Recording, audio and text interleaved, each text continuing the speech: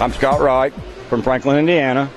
I have studied the Civil War since I was probably about 12, and my father took me to a lot of the Civil War battlefields. The Antietam battlefield I've visited twice in my lifetime, and I was always particularly interested in the battle for the Burnside's Bridge, which is depicted in this layout. By the time the event's taking place right now in the build is later in the afternoon, and there was only about 400 Confederates defending the bridge.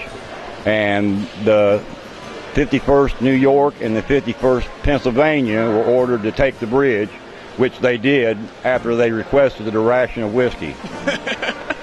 An important part of the story there. Important part of the story. So you want to talk about the build a little bit, kind of the layout here and what some of the thought process behind the build there? A lot of research of trying to duplicate the correct structure of the bridge.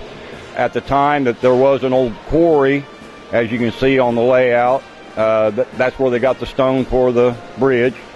The bridge is still intact today. The little tree at the base of the bridge was just a sapling at the time of the battle. That same tree is 172 years old today and 50 feet tall, and is known as a witness tree.